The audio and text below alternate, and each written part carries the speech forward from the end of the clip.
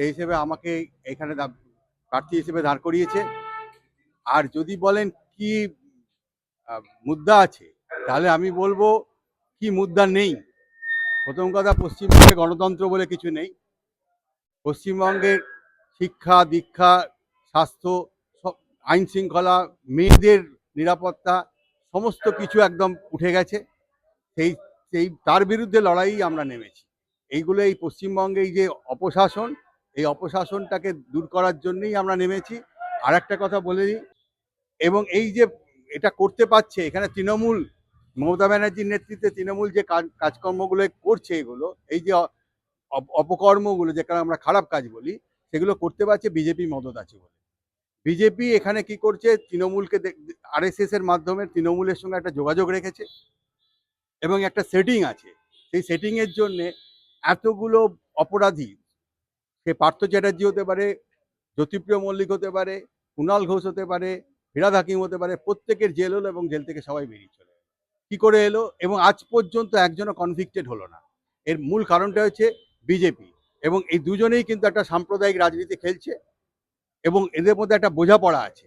এবং পশ্চিমবঙ্গে যেটা দরকার আজকের দিনে, সরকারি চাকরি তো উঠেই গেছে, কোনো কর্মসংস্থান হচ্ছে না, কোনো শিল্প হচ্ছে না।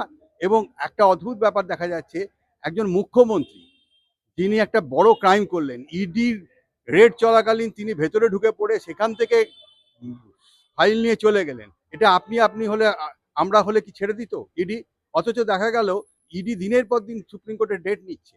আর সব থেকে লজ্জাকর ব্যাপার হচ্ছে এইটাই, যে আজ পর্যন্ত এখানে এমন একটা পরিবেশ তৈরি করে দেওয়া হয়েছে যে কোনো অন্যায় করলে কোনো শাস্তি হবে না।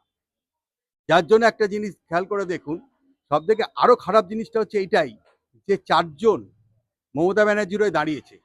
তার মধ্যে একজন হচ্ছেন মেনকা গুরুস্বামী, তিনি এমপি, কল্যাণ ব্যানার্জি লোকসভার এমপি, অভিষেক মনু সিংভি রাজ্যসভার এমপি, কপিল সিব্বাল রাজ্যসভার এমপি। 4 জন ল মেকার, যারা আইন তৈরি করবে পার্লামেন্টে, তারা এই রকম একটা গুরুতর অপরাধকে বলছে অপরাধ নয়। তাহলে এইটাই যদি তার জনপ্রতিনিধি হিসেবে, যারা সব তৃণমূলের সঙ্গে সম্পর্কিত, তারা যদি সুপ্রিম কোর্টে গিয়ে বলে যে এটা কোনো অপরাধ নয়, তার মানে তো এই ধরনের ল মেকারদের হাতে আজকে আমাদের রাজ্য পড়ে গেছে। এর থেকে বাংলার মানুষ মুক্তি চাইছে। তাই জন্য আমরা এই লড়াই করছি। এই লড়াইয়ে আমরা আশা করছি যে একটা বিরাট রকমের বামেরা এবারে ইলেকশনে সাফল্য পাবে।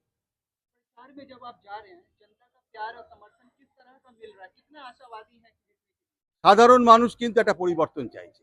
আমি সাধারণ মানুষের মুখের মধ্যে যা দেখতে পাচ্ছি, তারা বলছে এই তৃণমূল আর এই বিজেপির সেটিং এর ব্যাপারটা আর তারা পছন্দ করছে না। তার কারণ আগেও দেখা গেছে 21-এ বলুন, 2019-এ বলুন, 24-এ বলুন, যতগুলো ইলেকশনে অনেকে ভেবেছিল তৃণমূলকে সরাতে গেলে বিজেপি দরকার। কিন্তু এখন মানুষ বুঝে গেছে তৃণমূল বিজেপির মধ্যে সেটিং আছে। এখন বামেরাই হচ্ছে তৃণমূলের বিকল্প, যারা তৃণমূলের এই অপশাসনকে পশ্চিমবঙ্গ থেকে দূর করতে পারবে।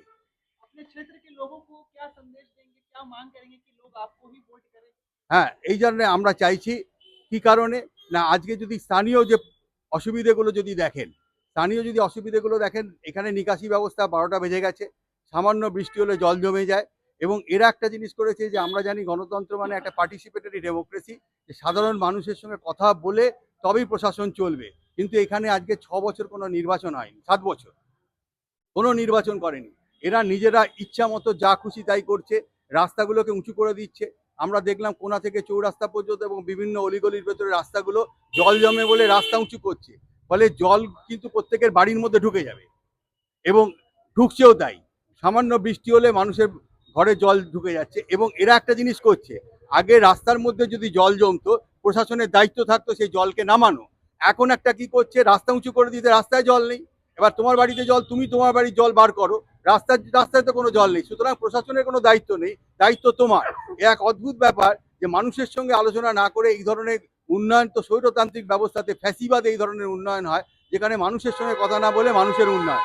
আসলে কিছু কন্ট্রাক্টরকে পাইয়ে দেওয়ার জন্য এই জিনিসটা করা হচ্ছে।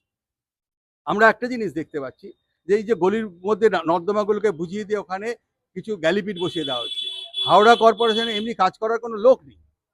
150 জনের মতো বোধহয় এখন স্থায়ী কর্মচারী, পার্মানেন্ট কর্মচারী আছে যারা, তারা 150-র মতো। বাকি সব হচ্ছে ডেলি ওয়েজে।